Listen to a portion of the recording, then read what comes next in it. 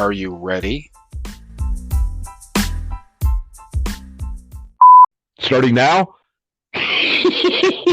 Well, now you just messed it up, you knob. God, you know that the shit that we go through for this, huh? I know. Fuckers better appreciate it. What's the right. title of this podcast again? I don't know. Objects, I don't know. Something with a penis, I guess. Right. Our fucking faces are everywhere now. Right. But You're welcome, ladies. Right. Popular with the ladies. Right. Oh, I'm not even going to apologize because hopefully it sounds fucking hilarious. Yeah, totally. This is fucking explicit now. The explicit button. Let me use my finger. La, la, la, la, la, la.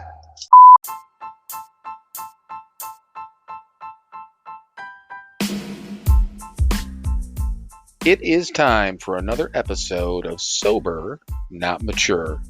And that episode starts now.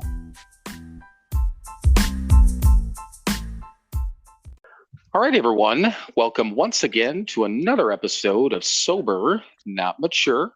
And I don't know, anything new on your mind, Mike? I mean, I think were you working today or no? No. Just trying to get stuff done.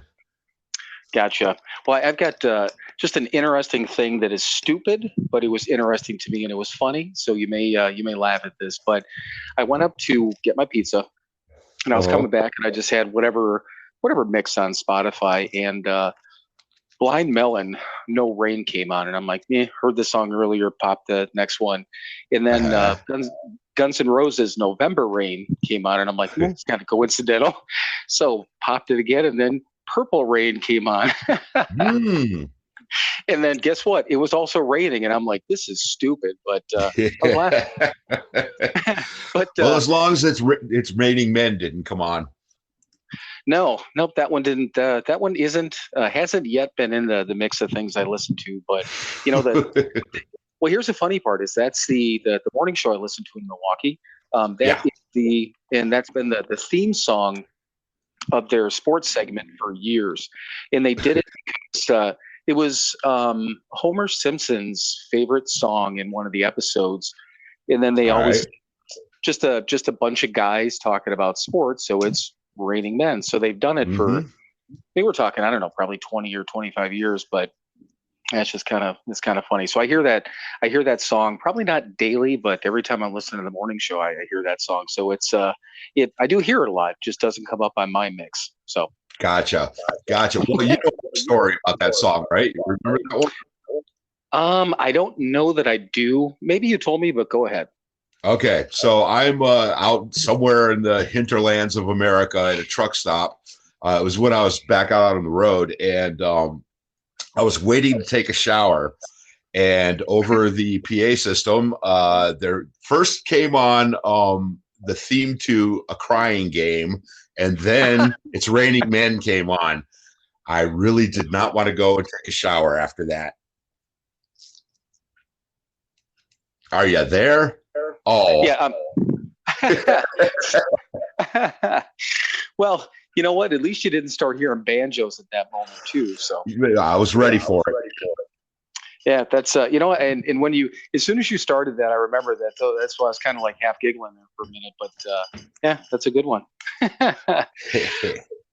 Well, I've actually got a couple of suggestions, a comment that we got from somebody, which is kind of cool. But let me go through the stats real quick, and we can jump into it. Plus, I want to talk about your gig that's coming up. So we'll start talking about that too. But first of all, with the stats, so followers on Instagram, we have actually it's up 67 this week, so 1,334 followers on Instagram. Cool. Plays on the podcast, it's up 73 this week, so 1,271 plays on the podcast. Nice. Top episodes. So first of all, I got on Instagram earlier today because your episode is still number one. So episode number 3 is Mike's episode, still number 1, but you had 96 plays, and basically, I begged everyone. I don't know if you saw it on Facebook, but I'm like, hey, it's a good episode. It's a good story. You won't be disappointed. Plus, it gets us to 100. But we ended up at your episode number 1 in 99 plays. So we missed it by. Yeah, but still, Not you're. much. But what do you always say? Daylight dollar short, right? So we're one play short on that. So now episode number 13 is the second episode in 92. And here's the thing, and I couldn't remember what that episode was. I mean, it's only what, Yeah, 7 right. I barely remember what we talked about last week, but I have my notes from last week at least. But so it was the Can I Speak to Your Manager episode. So I look back at just the write-up real quick. That's when we talked about the 3 things to keep us sober. We also talked about powerless. That was your dream about powerlessness. Right. The 30 days before we got sober and some of the things that could have prevented us from staying sober. So, I mean, when I look at that now, I'm like, oh, okay, well, that makes sense. Because we talked about that quite a bit, kind of going into it and after that. So it just, I was curious. I couldn't remember what that episode was about. And then episode number 1 is number 3, so that's 85. That's my story. Vodka bottle episode, which is episode number 10, is at 84, and once again, episode number 4, which is our first 30 days, with 78 plays. So demographics still pretty much the same. Female listeners at 56%, male at 41%. So we still have the chicks are still in the lead. So thank you, ladies. We appreciate it. We do. So, 2 things. Last Monday was our 4-month anniversary of the podcast. So a little round of applause there for us. Thank you. I have a pen in my hand right now. So I was about to clap, and I'm like, I got a pen in my hand. Is that a pen in your hand, or are you just happy to see me? Yeah, it's just a pen in my hand at this time. But hey, you never know, right? So yeah, to 27th of June was our 4-month anniversary for this, so that was kind of cool. And then you have a radio gig coming up, and I just want you to we're going to post this stuff on Instagram too as it gets closer, and we'll promote it a little bit more. But talk about what it is, what you have coming up. You've done it before, I know that much, but just talk about it. All right. Well, WJCU is the college radio station here in Cleveland from at John Carroll University. And on that station, there's a gentleman named Bill Peters who has been doing this radio show since 1982. It is the longest running heavy metal radio show in America and quite possibly the world. And JCU is a community supported radio station. Every year they have a radiothon in September to raise money because the college does not pay for the entire thing. And the community supports it. And I am a member of the community. So this is the 3rd year I've done this. We didn't get to do it a couple of years ago because of the pandemic. There's that P word again. But yeah, I've done it. This will be the 3rd time I've done it in 4 years. And I love doing it. It's I donate money to go down and guest DJ for a couple of hours. And that's what I'm going to do. The day, it's a Friday night show. It's Friday night Eastern time from 6:30 to 9 o'clock. 6:30 to 9:30. 9:30. I should know this better. Anyway, yeah, and I'll be doing 7:30 to 9:30. I'll be doing 2 hours, and I'm going to be playing some of my favorite music. So if you're interested in that, be sure to tune in. It'll be August 26th, Friday night. So we've got a little bit of time to gear up for that. Awesome. Now, you did it, the first year you did that was a while ago, wasn't it? Wasn't it short? We were still, God, where were we? Were we in the... I've been on JCU several times. First time I went down there and guest DJ'd, there was a show on after, which is no longer there, called Music to Break Things By. That ran for about 13 years, but I started listening to that. I was actually, this kills me. I wasn't aware of the show until I got sober. I was in the Keating Center. It was a Friday night. I had a radio with me. Most guys didn't, but I had one, and I had headphones, and I laid down to go to sleep about 10 o'clock on a Friday night at the Keating Center. I was literally a couple of weeks sober, and was spinning around the dial looking for something to listen to, and went down, way down on the end where all those college radio stations are. And I can't remember they played New York Dolls first, and then the Dead Boys, or the Dead Boys and then the New York Dolls. Either way, I was like, "What the hell is this? This is two of my absolute favorite bands in the world. Who's playing these guys?"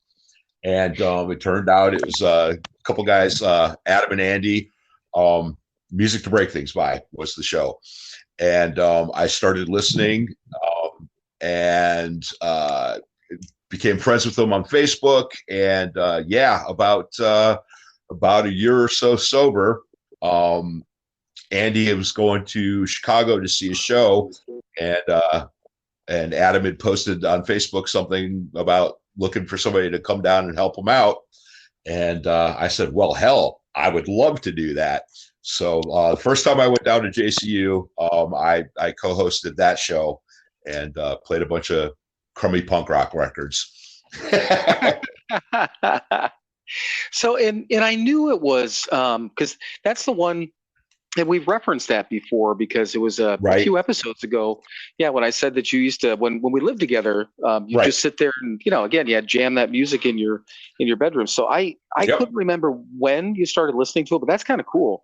But I knew that it was because that again, I'm gonna go ahead and post. There's I think that's your original picture that we're gonna post, and then I'll have Mike do a write up or maybe do a simple recording. We'll do something on this and we'll promote it. So it's something that I don't know. It's kind of cool. I mean, it's obviously for supporting a local radio station, something that Mike enjoys. Music's his background. A lot of the things that we've actually talked about, he gets to. That's one of his passions. So it just. But on top of it, it's a cool thing, and one of those things that, like you said, number one, not only found it sober, but something you get to do as a sober individual. So. Just kind of cool. I get to be part of the community, and I got to throw it out there. If you are listening around the country, you can go to wjcu.org and listen to it. They also have an app, so you can listen online. And if you like what you hear there, like I said, it's college station. They play all kinds of stuff, every kind of music you can think of. There's a show on there somewhere, and if you want to support them, you like what you hear down there, wjcu.org, you can tax-free, a tax deductible, make a donation, support them. All right, that's the end of that commercial. No, that's cool. Yeah, and I think the one here, and I listened to it on the TuneIn app because I was in Wisconsin. I listened to it, so yeah, it's available. So yeah, by all means. But one way or the other, I wanted you to start talking about that. I know it's literally almost a couple months away, but we'll continue. We'll continue to promote it and talk about it. And once again, you want to hear this, this guy's voice in another forum, but the same type of setup, but not necessarily talking like we do, but still, just kind of cool. Yeah. Yeah, and I'll probably give this little podcast a shout out on there too. Well, and I wasn't going to ask that because I wasn't sure if if that was Christ, they could do it. I mean, or if you could do it, that's awesome, man. That'd be really, really cool. So I'll just do it, man. I'm saying what the hell I want to say. As soon as it'll be yes, and we've got a podcast called Sober Not Mature. And then there'll be silence. Somebody will shut the mic off on you, but that's okay. That's all right. Yeah. Be like what was that in Howard Stern show? Pig Vomit. They got his station manager to shut off everything. Well, hopefully there's not a pig vomit there, but I don't know. It should be a lot of fun. So, well, and speaking of, and hey, that's a hell of a good segue, as they say. Speaking of supporting, just want to run through a little bit again, ways to support us if you guys are interested. Number one, easiest way, once again, either Apple Podcasts, if you're listening on there or on Spotify, all you need to do is just give us a 5-star rating. You don't need to go through and leave a review if you want to. Obviously, that'd be great. Just give us a 5-star rating. What it's going to do is, once again, it pulls our podcast up in the search. So if people are looking for, or when they're looking for Sober Podcast, they might have an opportunity to see us. Obviously, you can share us, with on your Instagram page, Facebook page, any social media. That would be awesome too. We do have, and we've begun a lot more activity with our store. We've got a bunch of merchandise. I've got a couple other potential shirt ideas, but we've got a couple of people that just bought. One person just got a coffee mug. One person's Cool. waiting on a phone case. We got T-shirts out there, tank tops, all these different things. So that's an opportunity to support us. Or once again, you could donate to it. All these links are either on our Instagram page in the highlights for donation, for the store, for our website, or if you go to the website, SoberNotMature.com, that's going to have obviously access to all those pages too. The biggest thing is, once again, we're not out here trying to beg for money. What we're looking at doing is the main thing, as I mentioned before, and we talked about, is we are going to upgrade the hosting service. Not a lot of money to do it, a couple $100, but if it's we haven't put that much money into this, but it will give us an opportunity to grow, have guests on, do a few more things that might be able to grow us, and just grow the podcast in general. So it's going to go towards a good cause. Believe me, we're not gonna go and spend it on records. No. No. We're doing that out of our pockets. Exactly. So one other thing, and we got a comment from one of our followers on Instagram, and I just thought this was really, really nice. Says, thank you for all that you do. I realize why I like this podcast so much. You two are calm, which that kind of threw me a little bit, but okay, I'll take it. You talk about serious things, but never come across as heavy-handed. Calm and relaxing, but some chuckles now and then. So thank you. I do know who obviously posted it, because it was a comment on just one of the posts that I had, and I thank the individual. So we appreciate, and that's the thing too. If anyone's listening, or based on posts and things like that, if you do have suggestions, let us know. Anything that you guys want to talk about from a recovery standpoint. I mean, even if it's something that's a little off topic, but and I was thinking about that too, because you were talking, Mike, about the fact that we've got some normies and things like that, or people, whether it's a normie or maybe somebody who's and again, the word sober curious, I don't want to necessarily use that, but somebody that might be on that cusp. If anyone's got questions, you can shoot them to us anonymously. You can do it through the website, however you want to do it. There's comments. Areas to make comments all over the place. So if you have suggestions for things to talk about, by all means, let us know. And we do have a suggestion from one of the individuals too. But basically, we're more than willing to talk about anything. There's nothing we're going to look at. I mean, we even talked about medical marijuana last week before. So, we'll talk about it. It's fine. It's not a big deal. We talked about CBD products. I mean, we're more than willing to do it. But yeah, I thought that comment was kind of nice. Now, Absolutely. The question, though, that came up from another individual was, and this kind of leads into the first thing to talk about. So when giving up in addiction, whether it be alcohol, drugs, or anything like that, well, with us, let's take a look at it from an alcohol and drug standpoint. The question was, did either one of us pick up a different or another addiction? Right. Which is very common, personally, no. I did not. I probably smoke about half a pack of cigarettes more than I used to, but caffeine intake is a little higher than it used to be. But other than that, no. Right. I mean, I know people, they go to the gym like crazy, or they'll start shopping, or or they work more, or all that. The way that we were taught was we need to find balance in everything. That's kind of the whole point of doing this thing, is finding balance in your life. I think I said it in an old episode, I don't want to be obsessed with anything anymore. And by working this program, I'm not.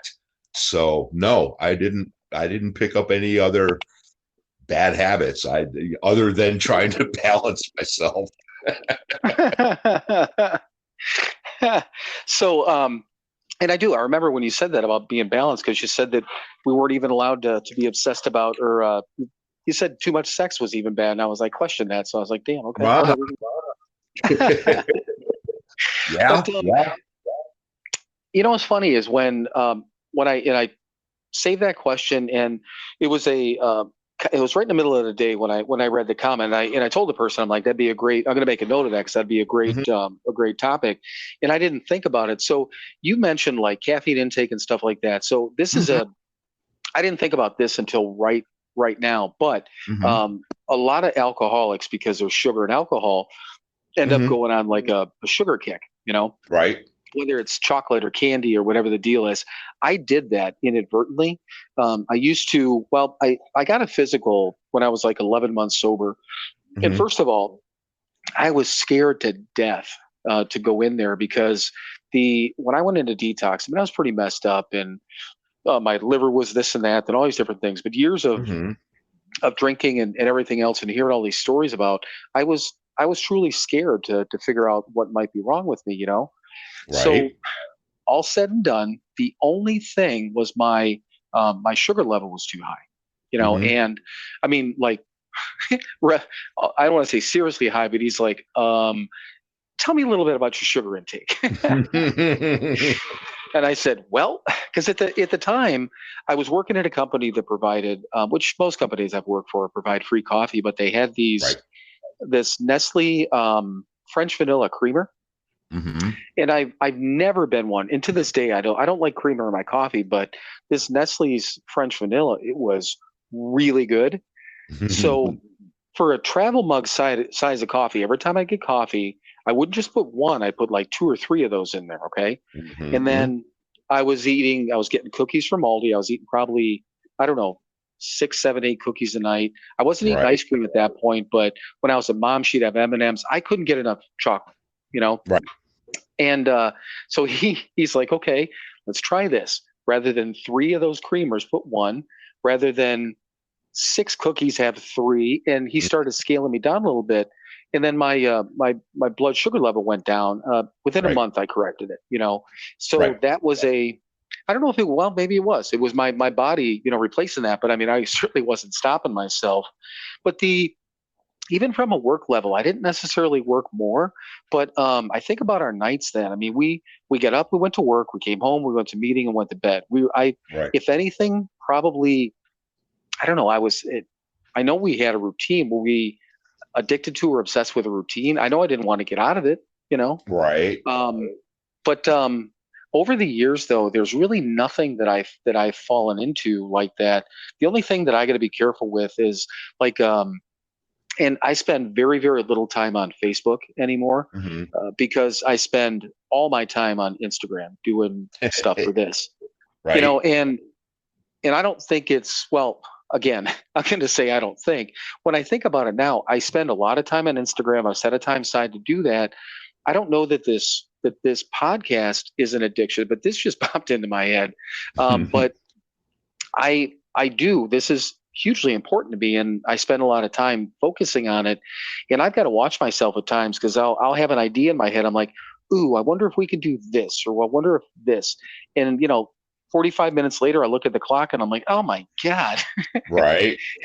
And I'm like, I just went mindless with this. But, you know, the only thing I can look at is, obviously we're trying to do some sort of good with this. I'm not, the only time I'm on Instagram, I used to waste so much time on Facebook. It was unbelievable. But, I know people that have gone from, you know, I mean, gambling and stuff like that. And like you said, shopping, and people get into financial troubles, you know, from going into some sort of other obsession. You know, people get obsessed with, I mean, it could turn into it could turn into a sexual addiction. It can turn into a food addiction. It can turn into all these different things. So, yeah, that's one of the reasons that I've been into a casino one time since I've been sober, and I spent $20 and I walked out because I know for a fact I used to spend time in casinos.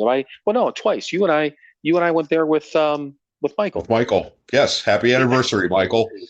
I was just going to say that the man with the anniversary. So we'll step back a little bit. So our buddy Michael, and he ended up marrying another person that we now is a very good friend of ours in the group. But they got married back in 2013.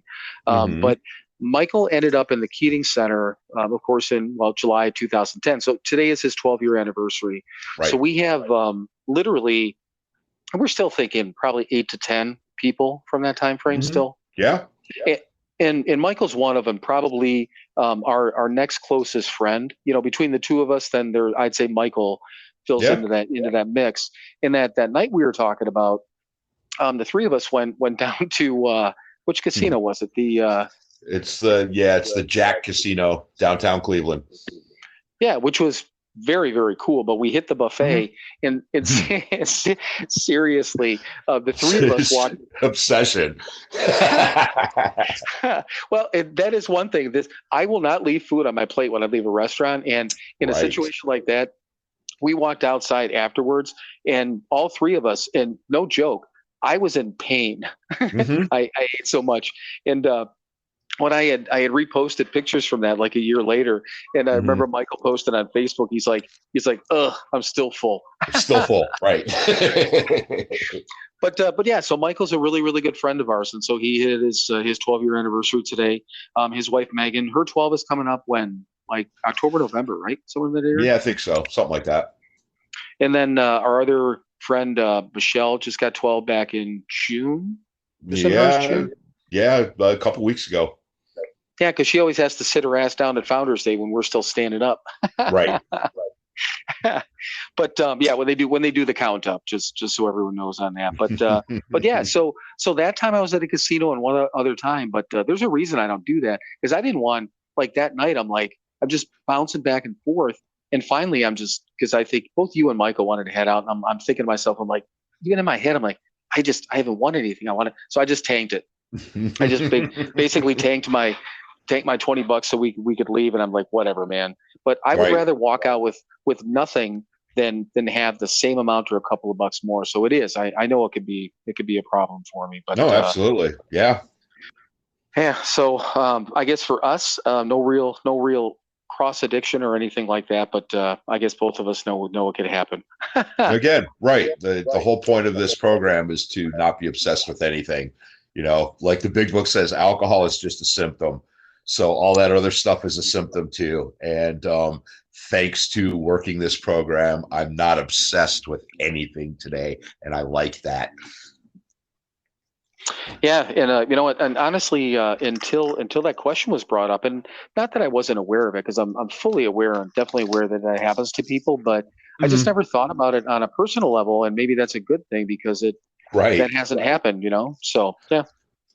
Nice little mind check. So this other one actually probably goes back to our, and this came into my mind based on listening to the other podcasts I listened to, and it was one of the things where she started talking about it, because she had and this again, I'm listening to episodes from now, probably a year and a half ago. Well, probably a year ago now, but I guess one of her listeners or something like that had made some comment to her about how can she profit off of something like this, like the recovery community and things like that. So I'm not going to tell you what she said, but so what would and this is just because this has not happened to us, and we've got the store, we've been open about it, we're not trying to hide anything, with any of that, but what would if someone did question us, what would your thought be on that? Because I had never thought about it until she brought it up, and it's just 2 days ago. Right. Well, if somebody, no, we're not trying to make money off of this thing. We're not. We're trying to keep it going and bring you the best product we possibly can. How's that for crappy DJ? But I mean, study the history, man, of AA. I mean, they had some pretty grand ideas in the beginning. They were going to open treatment centers and hospital, and they were going to. Bill Wilson was a schemer. So admittedly, he that was his modus operandi, man. He wanted to, his story. He and Lois went and got on a motorcycle and went across the country to look at businesses. I mean, he was always scheming. And when he got this thing going at first, he was going to make some money off of this thing. And, they figured out pretty early on that that's not what this was for. Alcoholics Anonymous was not a money-making thing. The Keating Center we talk about, they're a nonprofit. They make money, but the money that they make goes into running the thing. And that's the model. Alcoholics Anonymous, the Keating Center, places like that. Not promises, not I used to be an addict and now I'm not. I'm still an addict. We're trying to keep this thing running to possibly help someone else. The same model that Alcoholics Anonymous has, the same model that the treatment centers have, that we're affiliated with. That's our business model, quote unquote. We're just trying to keep this thing going. If it takes a couple of bucks to do that, cool. We're not trying to make money off of this. We're not. We're certainly not going to get rich off of doing this. What we're going to try to do is continue it. That's all, without driving ourselves into the poorhouse to do it. Yeah. Right. So that's my answer. Well, and I felt the same way. I suppose if somebody, and that's kind of the way that, almost not even kind of, that's exactly the way that she answered that. And she said the same type of thing was, and she's not, and neither are we. We talked about this a couple of episodes ago. We're not a sanctioned AA group. We are not affiliated, with AA in any way, shape, or form. We talk about it because that's what we do. But we're not speaking for anyone or anybody or any entity. This sober not mature thing is our deal. And here's a cool part. And we did this. And who was asking me that? I can't remember who asked me the other day, but was asking how we even started all this stuff. And I was telling the person, I mean, just these, again, it went from Dave Grohl's book to Audible to you and I at Thanksgiving going. I was just listening to that podcast. I'm like, we could do that. Right. And I said it on a whim, and I'm just like, we could talk a bunch of shit in the microphone, can't we? Absolutely. And then, we've proved later, that for 4 months. I was just going to say, well, yeah, now 7 months later, we're literally talking shit into a microphone every week. Yep. But the startup cost on everything that we've done has not been that much. It's been relatively little. I mean, the website costs a little bit of money. The hosting service is free. I do a little bit of boosting on Instagram and stuff like that. So basically, quote unquote, advertising. Setting up the store was nothing, but I haven't taken a dime out of that store yet, because it just. I want to, and Mike and I talked about this, and we just want to save that until we have. So this will give you an indication. We have not even made $200 on it because we haven't taken enough money out to spend the money on the new service. So, but if anyone asks me how much money have you made, I can tell you how much we've not made. Right. It would take me a couple of minutes. We're in the red. Let's put it that way from that standpoint. But here's the thing, I don't know when I think about this and I think of the I don't know, the time that I could be spending doing anything else that's not productive, and spending a little bit of money doing something like this, that once again, worst case scenario, and I know you agree with this, Mike, that even if nobody ever listens again and nobody ever cares what we say, we get to talk to each other every single week, and this helps us. Yep. That's the point, Yeah. I mean, that's the whole point of this, and that's what they said, 80 whatever years ago. All you need is, at that point they used to say, what, 2 drunks and a big book or something like that, to have a meeting. Right now it's just, 2 drunks and a microphone, 2 tables. I just started inadvertently started singing a Beck song. And I hate myself for doing it too, because I don't like that song. But anyhow. All right. So, okay. So we're on the same page about that. But yeah, we do. We want to grow it. Unless somebody comes to us and wants to give us a contract for this podcast to do it full time, and we can quit our jobs, then we'll be profiting in a different way. I don't see that happening. Well, that's why I threw it out there as this huge hypothetical. Right. Oh, all right. So, all right, back to business here. So, going back to like the Keating Center, and I got kind of two questions about that time frame that popped into my head for a couple of different reasons. But the first one is, what do you think you personally, what do you think the most influential group or the group that meant the most to you while we were in the Keating Center? Wow. I mean, there. I really, of course, I liked Larry's group a lot because he was absolutely no bullshit whatsoever. He was a definite finger in your chest. This is what you need to do, asshole, kind of thing. And I love that. Plus, he had a sense of humor, which was great. There was I don't remember the guy's name. It's killing me. It was one of my favorite groups, though. Do you remember that he was the gay guy that came in? Do you remember his name? I don't remember his name, but everyone loved him. Loved him. Yep. He was cool. Yeah, exactly. He'd come in and he would just talk. It was kind of similar to this podcast. He would just come in and talk about life and stuff. And it was inspirational. It was, here's a guy who's living his life and he's coming back and telling us about it, doing it sober. It was cool. And of course, if you really want to know the most influential one, oh my God, I'm drawing a blank. The tapes, selling Bibles on the street corner. Yeah, Jim Benning. Yes, thank you. God damn. Right. Hated his group. It was a slog to get through, but damn it. The stuff he said still resonates with me. I still try to live by the words that he gave us. So yeah, those are the three.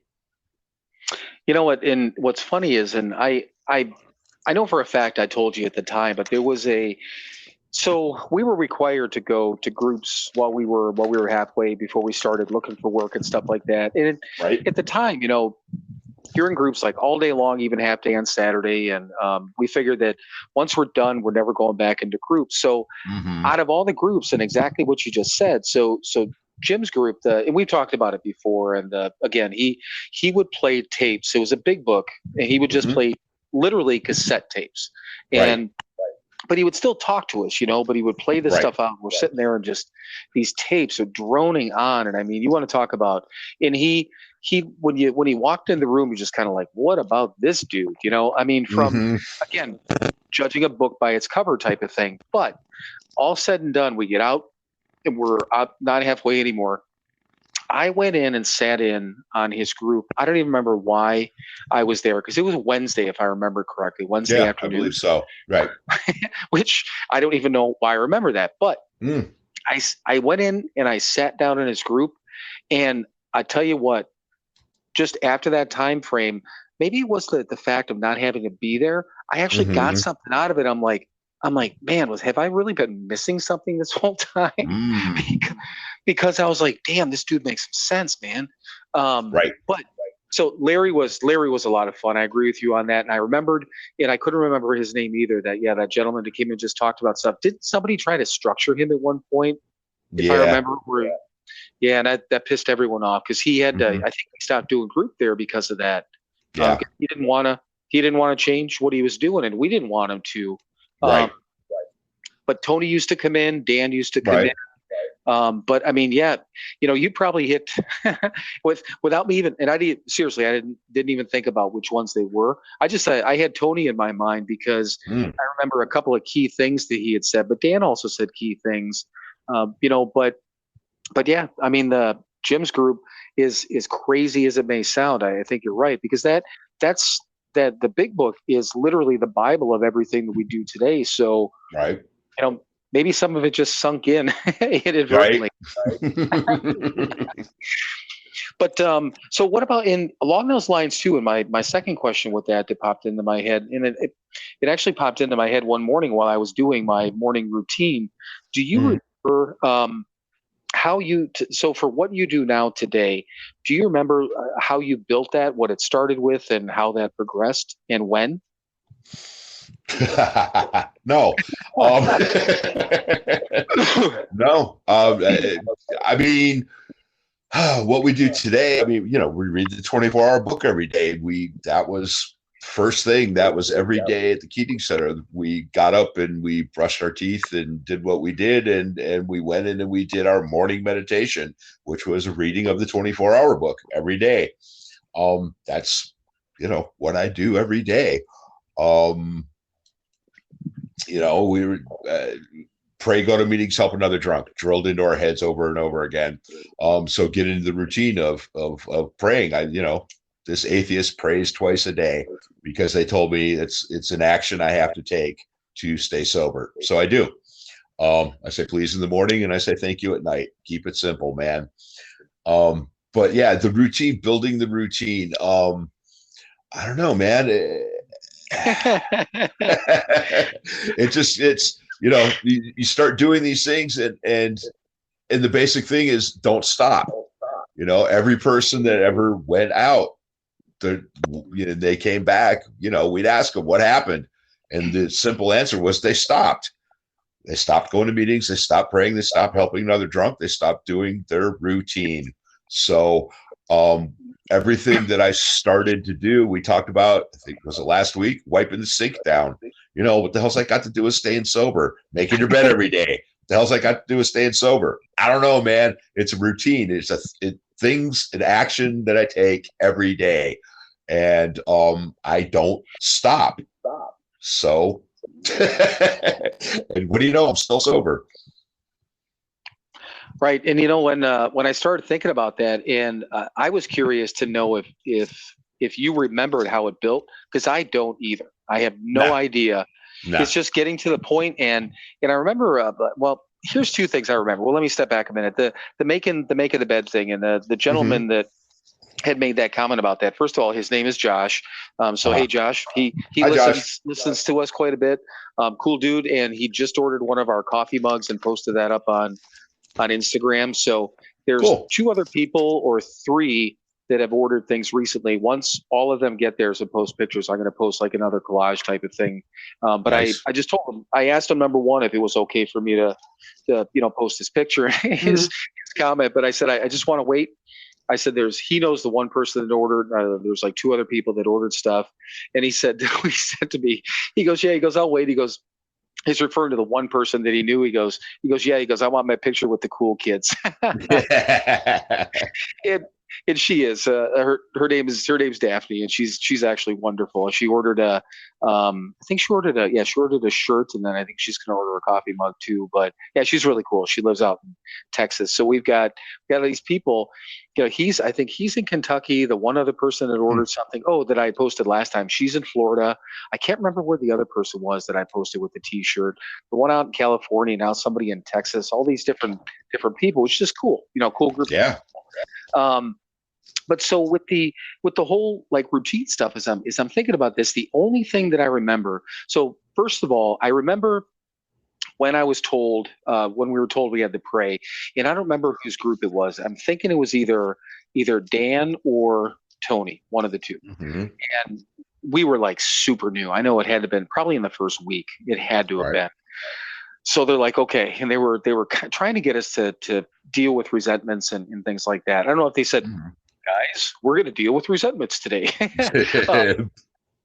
But the conversation was, okay, think about the person that you are most mad at in your life. And at that point, it was my ex-wife, not justified, and again, Dawn, if you're ever listening to this, again, I messed up mentality from well over 12 years ago. So just listen to this. It has a good ending.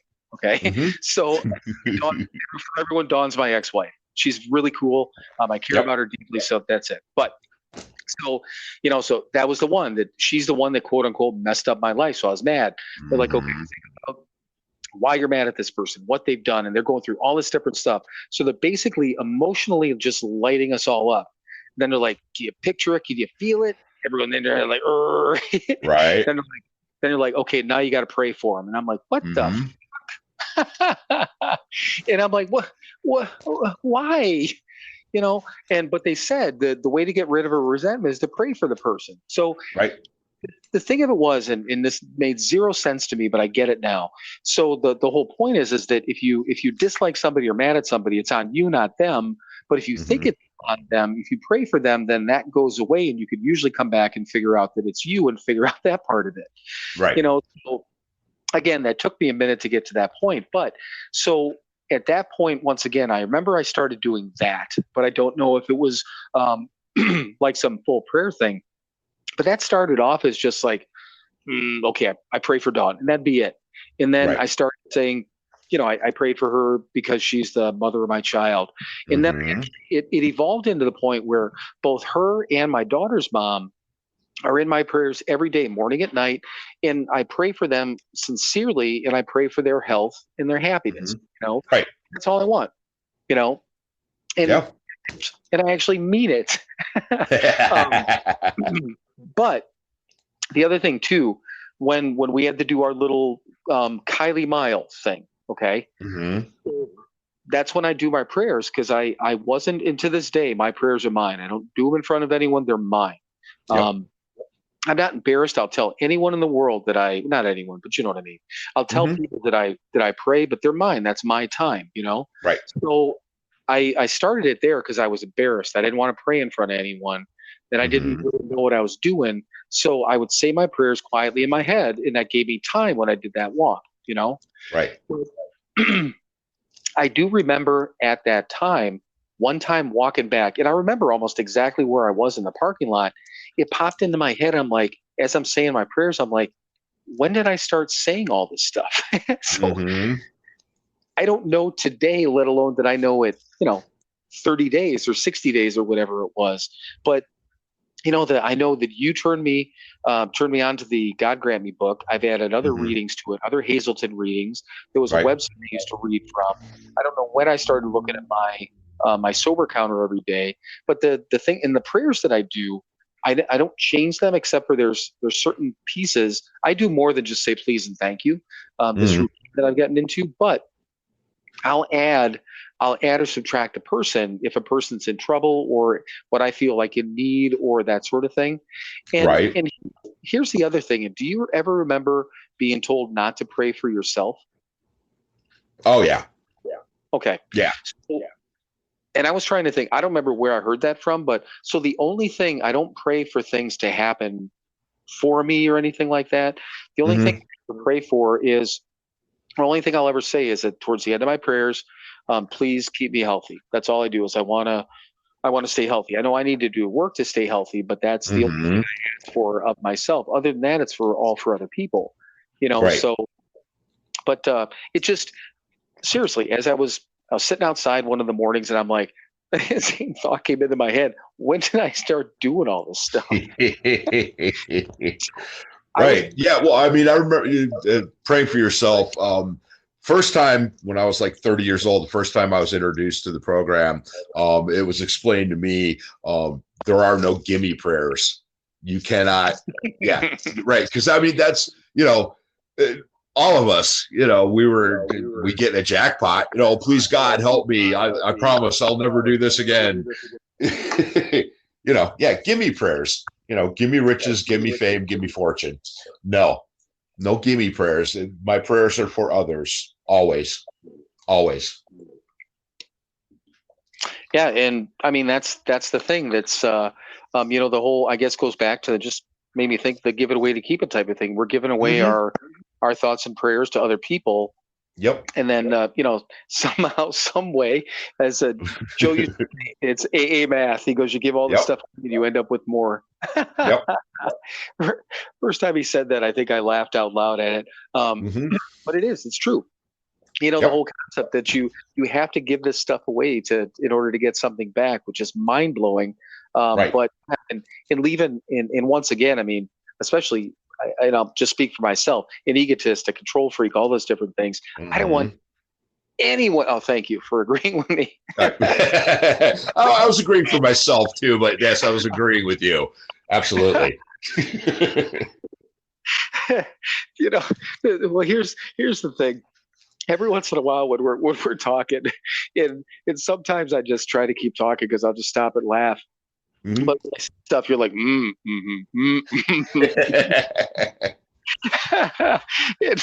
that just goes, that's a clear indication of how well we know each other.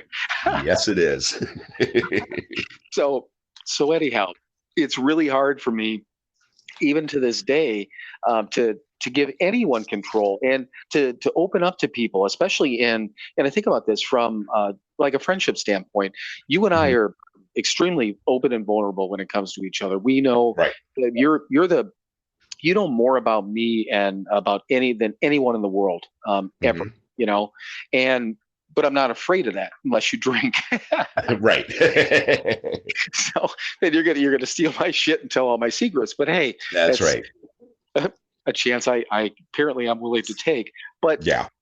But when it comes to like a relationship and that vulnerability in any relationship, I mean, with a member of the opposite sex or a friend or a family member, it's hard to open up like that. But again, that whole vulnerability of just we're supposed to just let this whatever run our life, and I don't know why it works. We've said that how many times, right? But right. yeah, I mean, apparently it does. But yeah, so just weird stuff. I mean, once again, the routine that I do, and it's almost like breathing to me. I don't think about it. Sometimes I'll actually step back and I'll reread something because I know I was just going through the motion, not on purpose, because I don't try to rush through that stuff on purpose. But every once in a while I sit back, I'm like, I got to pay attention to this. I've been a little fucked up in the head or whatever the case is. I'm like, you need to pay attention here, and I will, but it's maybe that's a good thing that I can realize that at times. Right. Oh yeah, absolutely. God, a couple days ago, I hadn't gotten very much sleep, and my alarm went off, and I was exhausted. I did not want to get up, but have to. But I have to. And I'm doing my readings, and I'm like, because I get up and take care of my business, and I lay back down in bed when I do my readings, which is a holdover from when I was in the truck because there was nowhere else to do it. So I lay back down, and I could barely focus, and I don't know what the hell I read a couple of days ago, and it was fine, but I read it. I got through it, and then I got up and I did the rest of my routine in the morning, and didn't drink that day. But yeah, but I mean, seriously, I was just 3 pages of reading, small pages, and I have no idea what the hell I read, but I did it. And that's sometimes how I have to do this thing. I don't know what I'm doing. I have no focus. There's no control. There's no nothing. It's just, I just have to do it. Just walk through it and do it. Some days are like that, and that's okay. As long as I continue to do what I'm supposed to do, doesn't matter if I'm focused. It doesn't matter if I'm paying attention. It doesn't matter if I'm giving it my all. I'm doing it. That's all that matters. Right. Well, and I said whatever it was, 3, 4, 5 episodes ago when I said that, I started numbering the things we're talking about. And I'm sitting. I got my Chromebook on my lap closed, kind of as like a little table, and I'm marking off things as we're talking about it, because it got to the point where within an hour I forgot what we talked about. And right. I can't tell you how many times that, because I usually after we're done doing this, I do the chop off at the beginning, and I'm doing up the editing, like the description part of it. Usually, and then by that time you send me the picture and the name of the episode and whatever, and I'm usually listening to the episode. I listen through because sometimes I want to make sure I didn't miss anything if I want to add the description, and I'll listen to us. So within an hour or an hour and a half from now, I'll be listening to this, and I'll be like, And I remember saying that. I'm like, it came out of my mouth, and I didn't remember you saying it. And I do listen to you. I try to when you talk. Right. but sometimes I'm like, man, it's crazy. But No, once again, same thing. Trying to come up with the title. Yeah, it's like, what the hell did we talk about? What do I gotta think of something that relates to what we talked about, and I have no idea what the fuck we just said. Right. But hey, and so everyone knows, and this is one of the things that the Mike has done from the start. I think the only picture that I picked, that I suggested out of all the episodes we've done, is the Grim Reaper cheese head, because I wanted that for our cheese lamp. But you right away, you're like, oh yeah, that one works. Yep. But other than that, you picked out the name, the Cheeseland Chronicles. Yep. It's every time, when, because I usually call him real quick after we're done with this. I'm like, okay, yeah, do what you got to do, figure out a picture and a title, and usually within half hour at the most, he sends me something. Right. And 9 times out of 10, it's I've never said no. Why would I? Because I don't care. I don't care what the title is, because I know it's going to be good. And it cracks me up. But yeah, Mike has to think of that, which might even be harder than just sitting here talking about it. But I think it's funny. So, I think we're done with the routine part. So neither of us remember how the hell we do what we do, but what we do is good, and we stay sober, right? Yep. We do it, and that's what matters. Right. It doesn't matter how we got here. We just keep on doing it. Yeah, exactly. So what about, and this is something that, once again, this podcast I listened to, she's been saying this for months, and it never popped into my head to ask the question, but do you have, and maybe I'll go, and I don't know, this could be a 2-part question for you, since you've been through the process before, but what was the biggest misconception you had about getting sober, whether it was this time or just in general, or did you ever have a misconception? Probably the higher power thing. That you have to, the biggest misconception is you have to believe in God to work this program. And you don't. You have to work this program the way that it's spelled out. You do have to find a power greater than yourself. And it's even suggested in a couple of spots, use the group, use the program itself as a power greater than yourself. You don't have to believe in God to do this. You just have to do it. And guess what? It works. I use Tony as a great example. Albright, I'll use his name because he doesn't give a shit. He walked into this program to prove that it didn't work. He was going to work this program. He was going to work the steps to the best of his ability to show that it didn't work.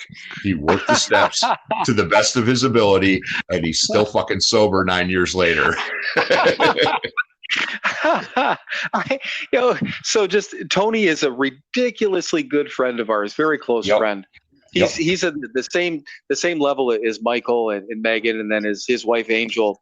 Yep. All these people, they're all in our group, but Tony's a good dude and a really, really good friend of ours. I never do that. Oh yeah. I'm gonna make this cake exactly how they say it. I'll bet you. That's right. Yep, that was it. Okay, here's the thing: if that motherfucker doesn't listen to this podcast, we need to make him. We're gonna clockwork Orange's ass, but we don't have to pull his ears with it. So okay, no, we don't have to do that. Well, we'll still do it. We're gonna hold his. Why you hold my eyes open? I don't know, because we want to.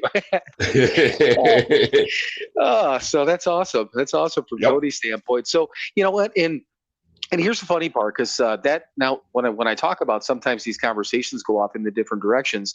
Most of the answers that she gets from people that she asks that are that I won't have any fun, or this is going to be this, or I'm judged. So it's all like outside things like that. So I hadn't even thought about what you just said, but you and I have talked about this before when I walked in. So Kathy's ex, Mark, had said it to me, and I thought the same thing.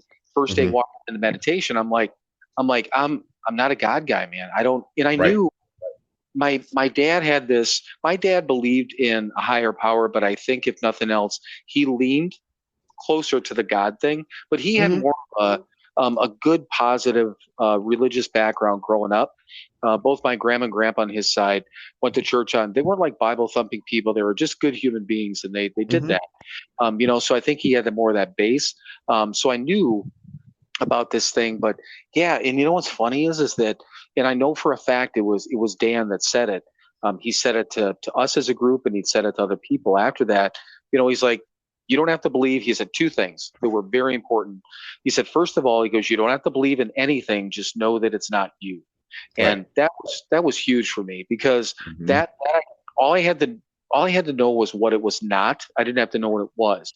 Right. Which so that helped me. But the other thing he said, he goes, I guarantee, he goes, I have a power in my life that's greater than myself. So if you need to borrow mine, and he said this as a group, not to me, but to the group, he said, if any one of you guys need to borrow mine, he goes, I'm willing to lend it to you until you find one of your own. And I'm like, that's just really fucking cool.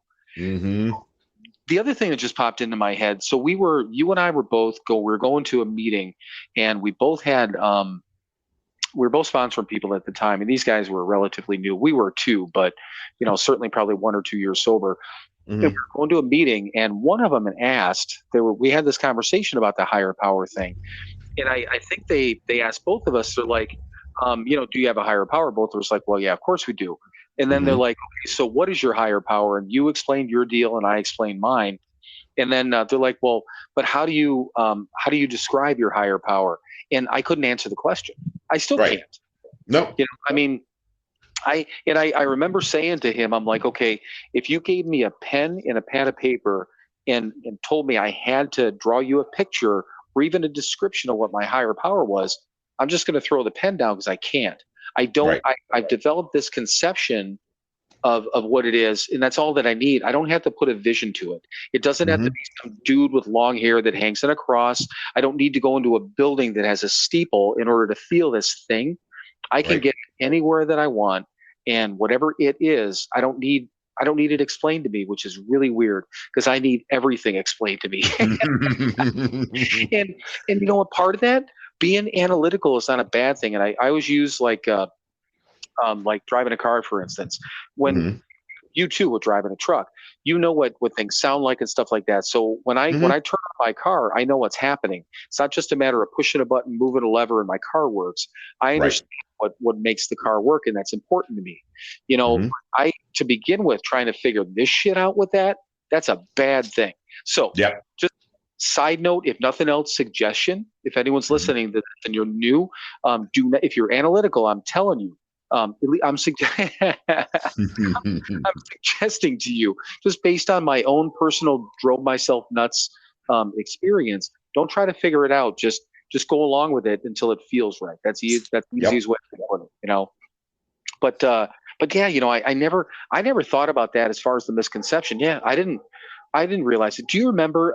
So Founders Day one year, and this was a while ago now, but what amazed me about this is that this is a true example that you don't need this our vision, whatever the United States vision of God is. There was a dude from the Middle East. So and he was standing up, he read how it works. He was in his typical Middle Eastern garb. He had his headgear on, the whole bit. And he sat there and he read how it works. And I looked at that and I'm like, that is fucking cool. Because I know he doesn't believe in the God that is in our country and what the mainstream vision of God is. But this dude was like 15 or 16 or 18 years sober. I'm like, man, that's cool. Yep. So that was just a huge example. And I wonder if they used to bring, Founders Day would bring people from all over the world. And I was going to did that on purpose, but I'm sure they took those opportunities, whether it's in the Middle East or any place other than here. People have different beliefs. If it were just a God thing, all those folks outside of this mainstream American idea, or whoever believes in the mainstream religion, would not have a place, right? Yeah, just, I don't know, that blew my mind. That just popped into my head. That blew my mind. Right. Well, you remember I used to go to the 12 and 12 all the time, and there was a hippie Vietnam veteran atheist, another atheist there. Anybody that knows me knows I'm not a big fan of hippies. And I really don't have, not a big fan of Vietnam veterans.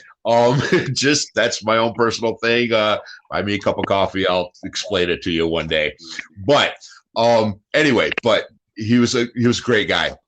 And we were doing one of the God steps in the 12 and 12. And he had the greatest line, and Bill knows it, but the greatest line: I don't believe in the great pumpkin, but it seems to make Linus happy. I just love that. I don't believe in Jesus, but it seems to make these people happy. I don't believe in Buddha, but it seems to make these people happy. I don't believe in Allah, but it seems to make these people happy. I don't fight that shit anymore. If something's keeping you sober, if something's making you a better person, good. If something's making you an asshole and making you a bad person, that's not good. That's all I have to say about that. But yeah, and as soon as you said the hippie dude, and that dude was wonderful. I enjoyed the hell out of him. And yeah, that was the 12, 12, and 4 that you went to, and that I went there certainly not even close to as much as you did, but right.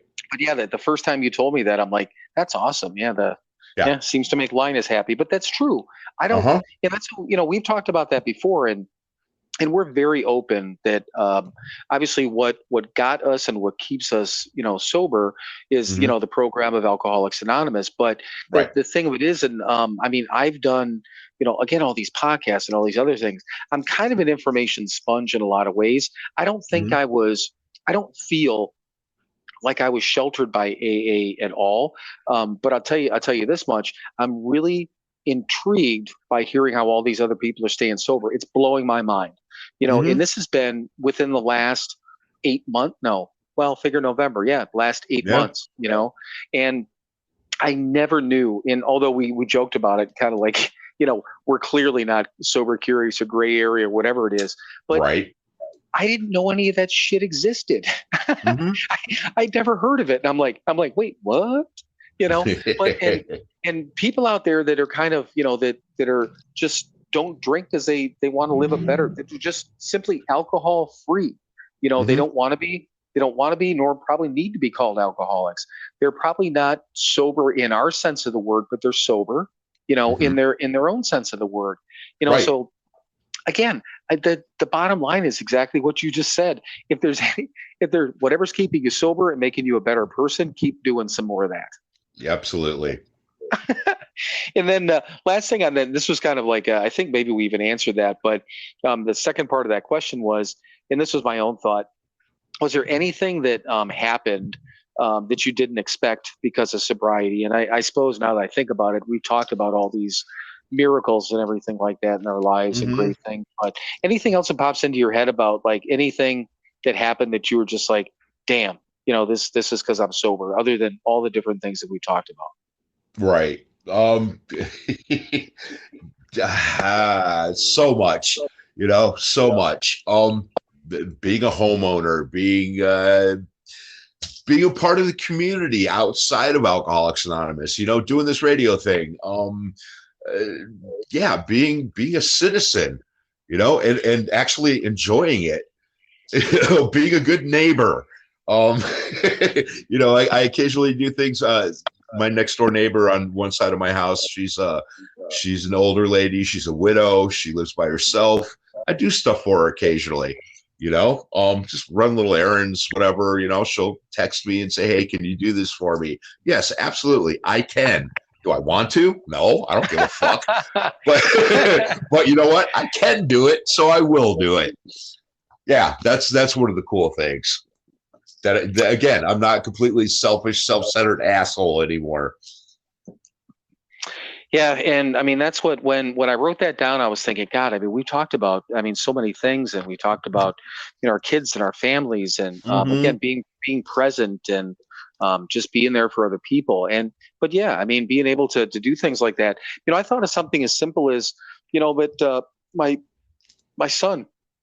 And he's not like a problem drinker or anything like that, but he's 21 years old. He and his buddies will go out, and he's called me a couple of times because I told him, I said, and here's the thing, and however all you people out there want to parent, I don't give a fuck, but this is how my ex-wife and I taught him, is that we knew he was going to drink, so we tried to help him do that responsibly, and Mhm. tried not to belittle him and tell him not to, because we wanted him to be Right. open with us. And guess what? He's done all of that. He's drank, but he's open with us. He's never hesitated to give us a call. His friends could never call their parents because they get in trouble. And that's what we told Mhm. him too. We're like, you can call, we will come pick you up, and we're not going to put the thing on the end of it, but we're going to talk in the morning.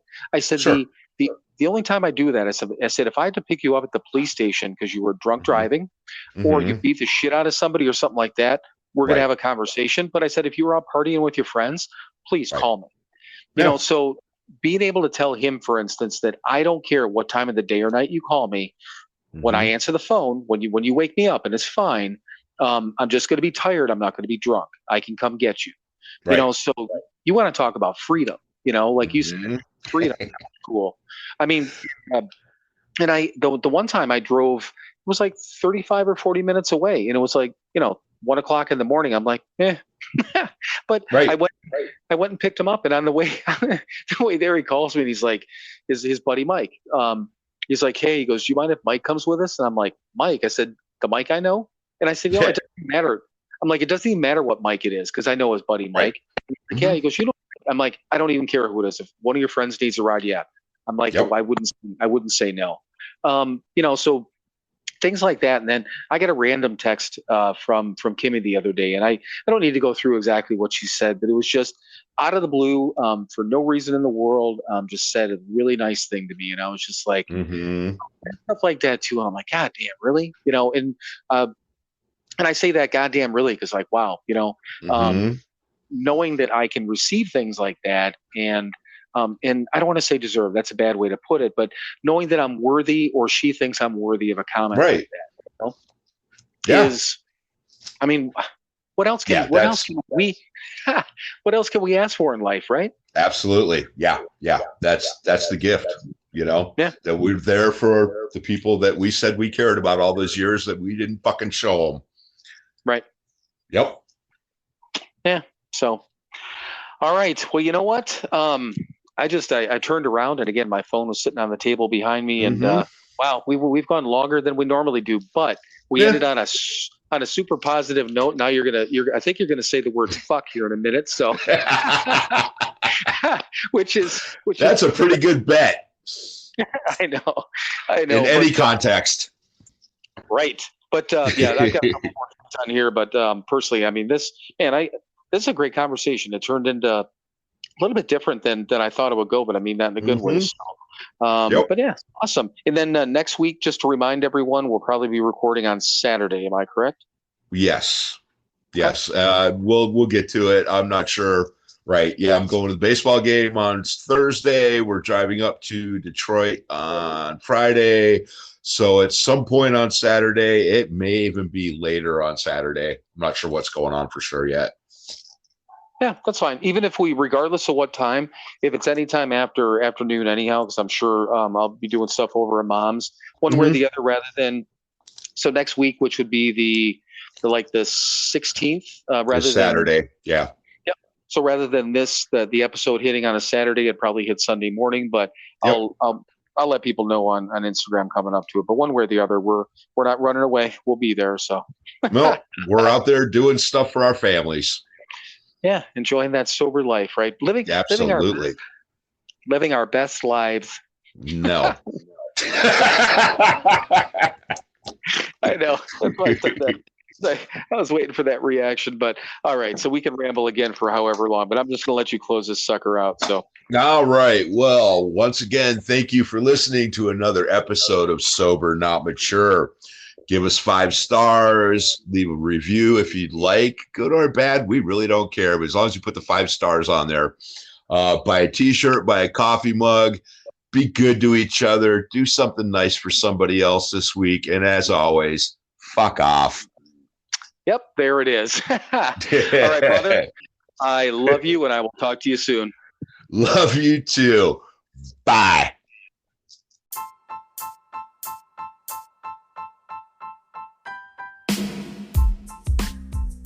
As always, thank you for listening to another episode of Sober Not Mature. To access all of our content and interact with us, please visit our website, SoberNotMature.com. Thank you again for listening, and we will talk to you soon.